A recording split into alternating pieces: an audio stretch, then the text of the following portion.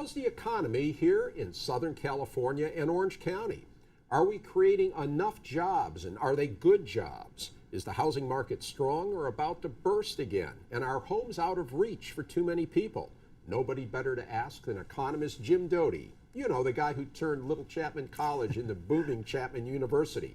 He's back in the classroom now, so we'll also find out how he likes life as president emeritus. And we'll get his thoughts on his late friend, comedian Jerry Lewis. Dr. Doti, he's next on Inside OC.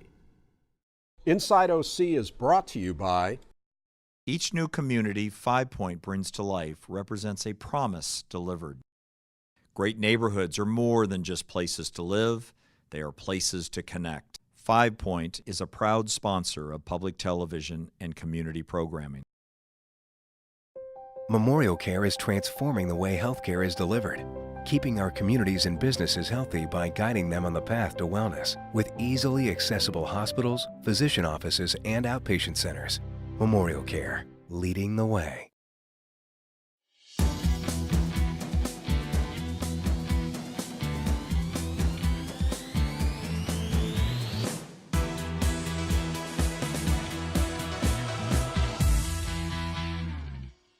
Connection again. Yeah. Well, hi, I'm Rick Reiff, and I'm talking with Dr. Jim Doti. Well, Jim, thanks for coming on the show. Always good to have you. Great to be on the show, Rick. We were taking bets as to whether you were going to wear a tie or not, because, of course, when you were the president of Chapman University, you always wore the tie. Now you're president emeritus. You're back in the classroom teaching, so we thought maybe you'd be more relaxed and you wouldn't have the tie on. Well, listen, I have students. I'm a professor now, and I have to be an example to our students who are going to go out looking for jobs, and they should be wearing, you know, a suit and tie. Oh, so do you wear one in the classroom? Absolutely. I'm going to have a class later on.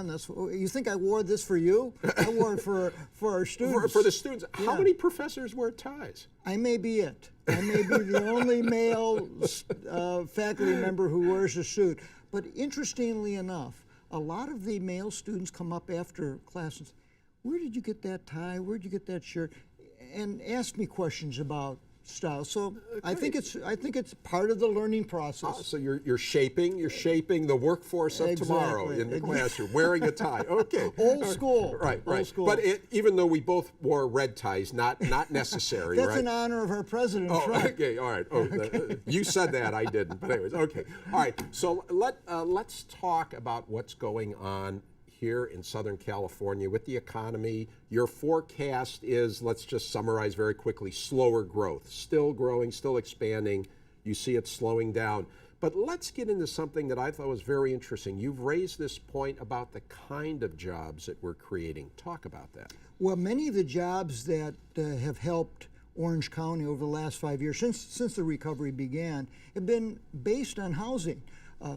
In 2012, Orange County, we were producing 6,000 homes in Orange County. Now 12,000, doubling. That a year. Created, a year. So that increase in construction, residential construction, led to not only increases in construction workers, but even more in the financial services industry, mortgages industry, credit. So many of the jobs we've created in Orange County have been in financial services and construction, but heavily dependent on residential construction. When we go through the next cycle, which we're not in yet, but nonetheless, now that we're up to 12,000 homes that we're building, hopefully we'll stay at that high level, but we're not increasing it. So we're not going to see the growth that we've experienced over the last 5 years because it's so dependent on the construction industry. What's the outlook in the rest of the region? Southern California, LA, Inland Empire. Sure. You know, what's the job situation there? Real quick, LA is suffering because of a big drop in manufacturing jobs, and those are generally higher paying jobs. A lot of out-migration, domestic out-migration, because those workers who've lost jobs are seeking jobs elsewhere. Inland Empire, big slowdown. Major reason for that is because their housing prices have increased even faster than Orange County. Housing prices are still lower, but the disparity has narrowed. So the incentive to live in the Inland Empire because of lower housing prices and deal with that commute, because it's still largely a bedroom community, that has softened because housing prices have increased 80% So people since the recovery. So instead people of 40. start getting smart and say, "I'm going to move to the Inland Empire because it's cheaper and Exactly. gas prices are low." Yeah. The housing prices go up. Exactly. Hardly seems fair. Exactly. And as a result, their growth rate has dropped significantly to the point where it's now on a par with Orange County. And Orange County's growth rate, which used to be in the 2.5% to 3% range versus the U.S.'s 1.5%, it's almost double, is now parity with the U.S. In looking to the future, you've talked about the future for Orange County and for Southern California, the kinds of jobs that we should be creating, and you have some concerns to talk about. Well, if you look at not only the Silicon Valley, but tech hubs across the country, and I'm talking about areas like San Antonio, Raleigh, North Carolina, even Palm Beach, Florida, Salt Lake City, Seattle. These areas are creating technology jobs, and generally technology jobs pay about twice the median income in an area. So, for example, in Orange County, an average job pays around $60,000. A tech job will pay $120,000. So, if we can create more value-added jobs, we will help sustain economic growth in the county. And we're working on that. We're working with the Irvine Company. We're working with corporate leadership. And what we call our Orange County model team at Chapman, which includes Joel Kotkin and Marshall Toplonsky. I like the way you always work those plugs in for Chapman University. Absolutely. Well, that's where all the action is. How can I not, Rick? And I guess then this would also be an appropriate time to note that Chapman University is a sponsor of this show. That's not why you're on, but if somebody wants to believe it, if somebody wants to believe that, I guess I can't dissuade them. So you mean I'd be on the show without the ad? Yes, Jim. Yes, Jim, you would, and let's stipulate that very clearly. Okay, but is Orange County on that path that it needs to be to create these jobs? Yeah, it is. If one of the things we did recently in our research was to look at jobs between 2010 2015. And there's something, I hate to burden you with this, is something called a location quotient, where you look at the percentage of jobs in a particular area, like Orange County, versus others. And if your location quotient is greater than 1, that means you have a comparative advantage. You have more jobs in that area. We have a number of growing areas: medical technology, medical research, medical products, electronic medical products, where the growth in those areas has been significant over the last 5 years. And if we could sustain that growth, we will begin to develop a concentration around high value-added jobs. Well, let me, funny you should bring that up, because I have a quote here from actually a column by Pete Weitzner, the colleague both of you at Chapman and me at the Business Journal, quoting Michael Musalem, who runs Edwards Life Sciences, the heart valve maker. He's been on this show. He recently said, "I'm concerned Orange County's prosperity is not sustainable over the long term. We need more high-paying jobs, clusters to keep young people here." And I think that's what you're talking about. He seems to be concerned about it. When Mike speaks, I listen. Mike, I have great respect of Mike Musalem, a hero of mine. But he seems to be saying that we need to be doing more. One of our leaders in Orange County, a pillar of our community. When he says something like that, you have to listen. And that's exactly, the message that we've uncovered in our research. We need more high-paying jobs. We have a greater and too much of a reliance on the construction industry, and that can't be sustained on its own. We need to create jobs that will continue to support the construction industry. If we don't create the jobs, then the overall prosperity of Orange County will decline. I've heard you say you're concerned we may become a community in Orange County and all along the coast of old people. Well, like Hawaii, like maybe Santa Barbara, and that is the people who can afford a home in Orange County, which is now the median family home is now roughly $750,000. The only people who can afford that kind of median-priced home are those that are coming from other areas that are attracted to the amenities of Orange County, but have the financial wherewithal to afford a home. But they're retired, and you can't really sustain strong growth in terms of the kind of students that are graduating from Chapman University, UCI, Cal State Fullerton. there could be a brain drain if all we have are retirees and not creating jobs for these people who have this human capital that we want to keep in Orange County. So what happens? Because those stories are so common. People talk about their kids moving out. They go to Austin and they can buy a home for half the price and all that kind of thing. Are we headed for trouble? Yeah, we're in trouble. There is domestic out-migration. We used to be, of course, a mecca. I came from Chicago. You came from Chicago, too. We're points east, and we're the smart ones. We're the immigrants. It took me longer to get out here, Jim, than you. Yeah, and I was lucky. I got out here earlier when the getting was good as in terms of housing prices. But we were a magnet. So domestic migration was very positive. Now it's negative. More people moving out to other states than people from other states moving in. Yeah. Okay. Well, that's maybe we'll have you back on to consider or to continue talking about that related issue, housing market. You've talked about it. Lots of talk about whether we're in another bubble, that these high prices can't be sustained. It's now at or near the record high, $690,000 for a median home in Orange County.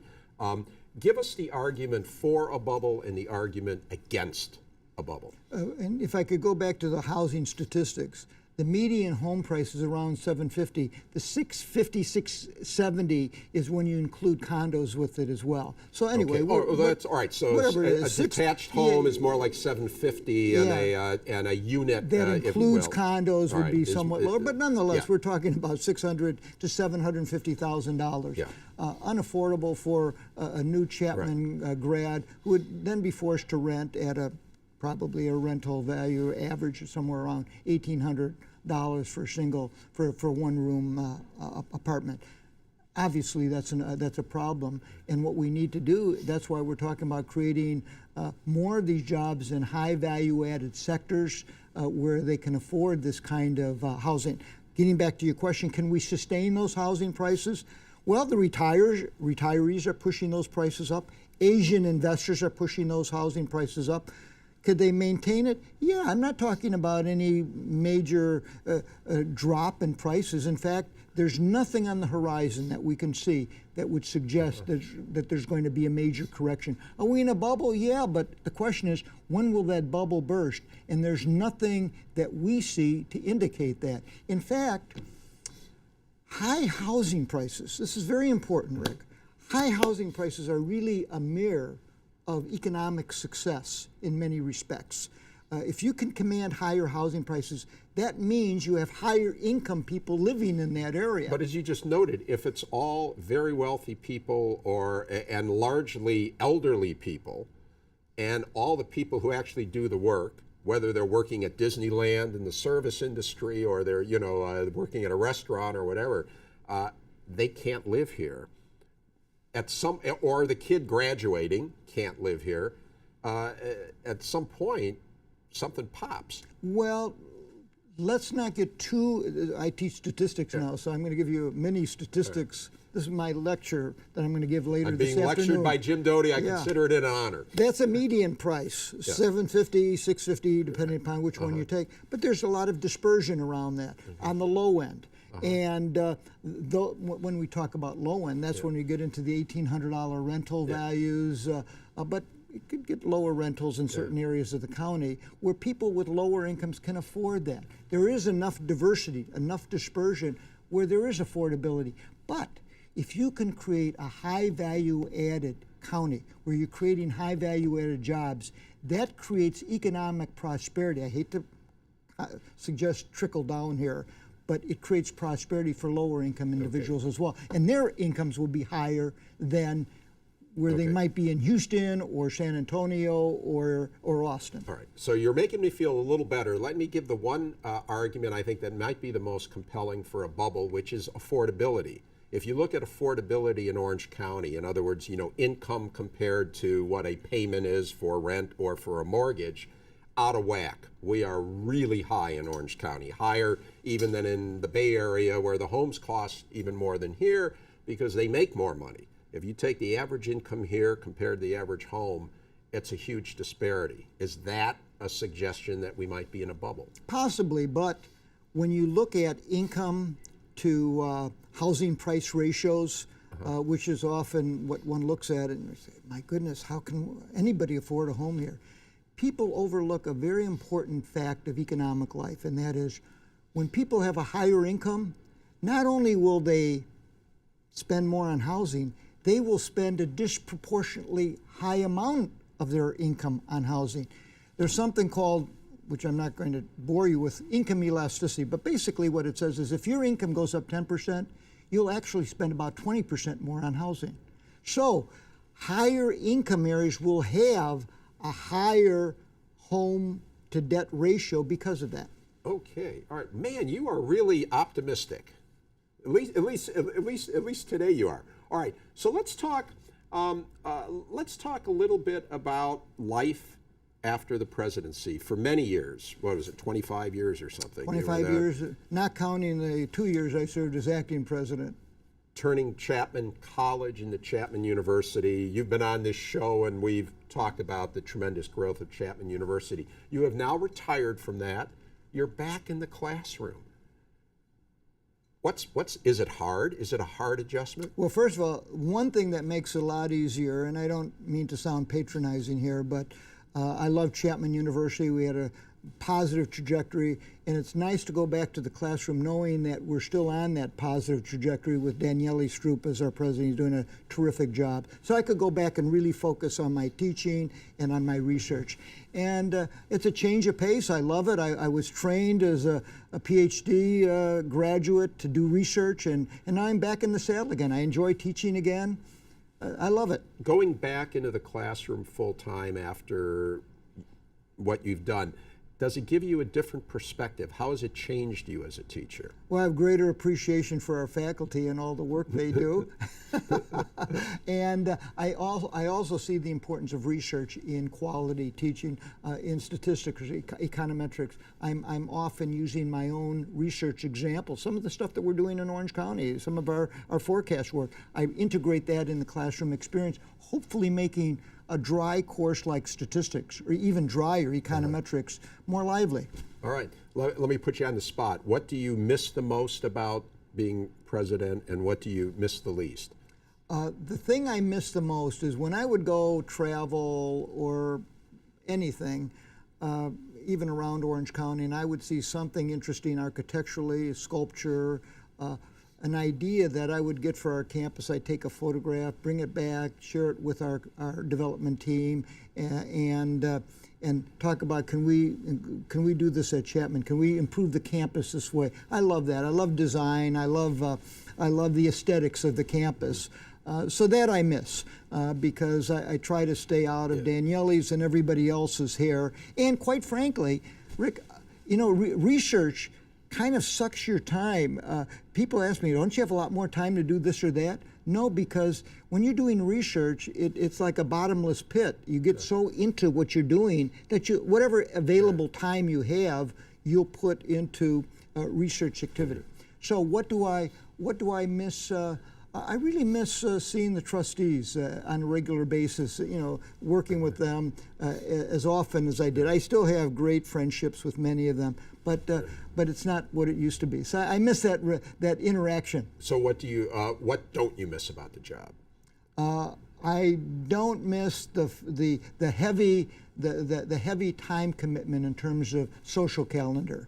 I would generally be required to represent Chapman at events, give Chapman introductions to notable people coming to visit, and that takes a lot of time. And it takes time away from research. And increasingly, that trade-off became reached the point where, hey, wouldn't it be nice if I can somehow get out of all that and get back into teaching and research. One thing I'm really enjoying is I wrote a book in econometrics before I became president, and then I became president, was never able to teach out of it. So now I am revising it, coming up with a new edition, and I can't wait to teach out of it next semester. Terrific. Anything you're researching that you can share with us that might, wind up winning a Nobel Prize or something? Well, a lot of the research I'm doing, well, there are two aspects. One is higher education research. When I was president, I really got more into the economics of higher education, and I have a piece that's going to be published in Business Officer next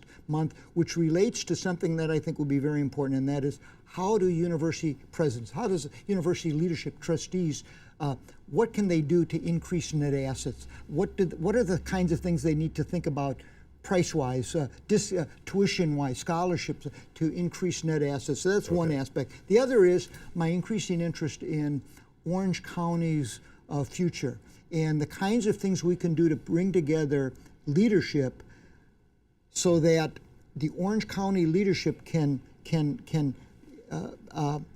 cohere around a strategic plan to focus on the kinds of things our county needs to do so that we retain those Chapman University graduates. Right. Well, create more jobs. I don't care jobs. about the UCI, Cal State Fullerton. We have to retain the Chapman graduates. You're always putting in those little digs at the other guys. But anyways, you manage to create more jobs in Southern California and lower tuition costs, and you'll win a Pulitzer Prize. That's right. Okay? All right. Right. I mean, or a Nobel Prize. A Nobel Prize. I'm sorry. I'll take a Pulitzer. Yeah, no. You're a Pulitzer Prize winner. A Freudian slip there. Congratulations A on Freudian that. slip there. Okay. Yeah. Let's switch gears a little here and talk about a good friend of yours who passed away a few weeks back, Jerry Lewis, the comedian. You had a friendship with him. Talk about how you got to know Jerry Lewis, what he meant to Chapman, and your thoughts. Well, Jerry called me up and his daughter Samantha was interested in Chapman University, and he said, "Could we come down?" And I mean, getting a call from Jerry Lewis.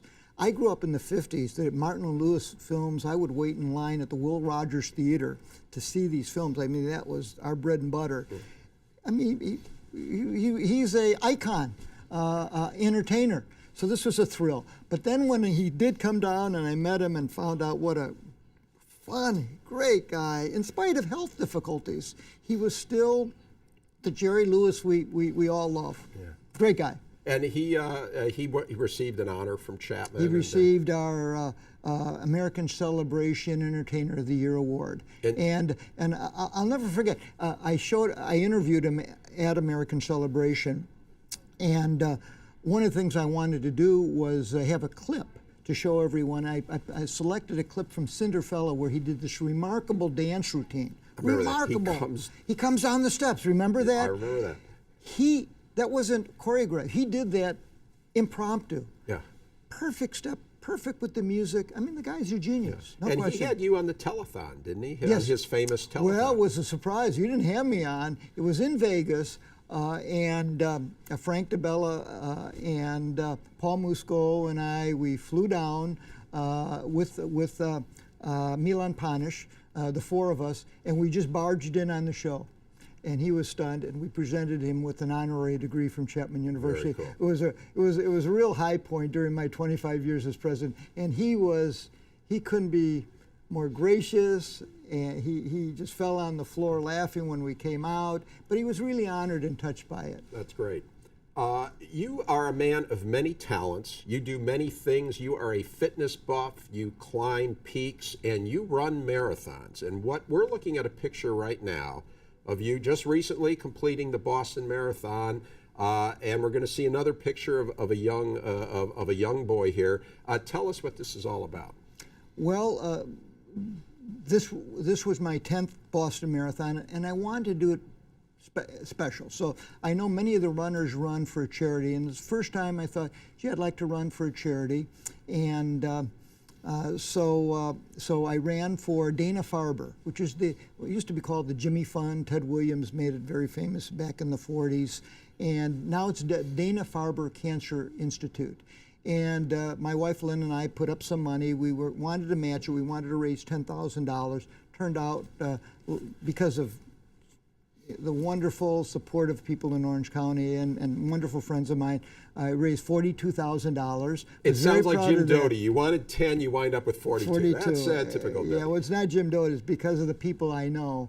And this was the third highest amount that was raised for the marathon, and it made that 10th Boston extra special. I ran it for in honor of a special.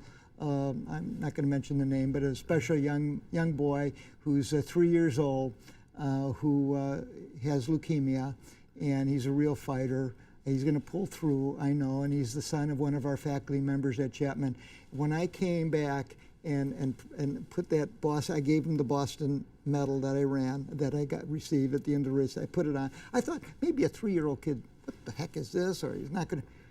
His eyes glowed, the biggest smile on his face, which means I think we're genetically disposed to like medals. Wow. Pulitzer Prizes and Nobel Awards. But it just made running this year's Boston extra special. I think that is a wonderful note to end this show, Jim. Let's stick around. There's a few more things we can talk about, and that'll be on our YouTube segment. Thanks for having me on the show. That's it for now. Thanks again to my guest, the great Jim Doti. You can watch this show and past shows by going to pbssocal.org or rickreiff.com. You can also catch our shows and our post-show open mic chatter on YouTube, and follow us on Facebook, Twitter, and Instagram. Thanks for watching. We'll see you again on Inside OC.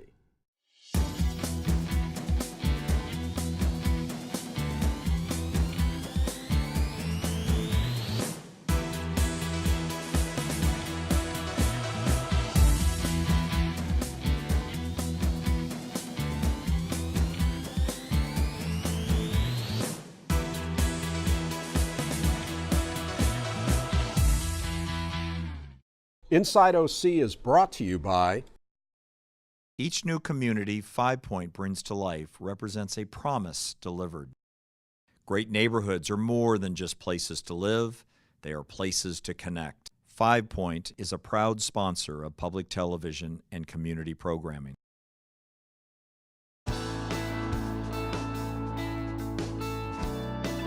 Chapman University is a proud sponsor of Inside OC and community programming.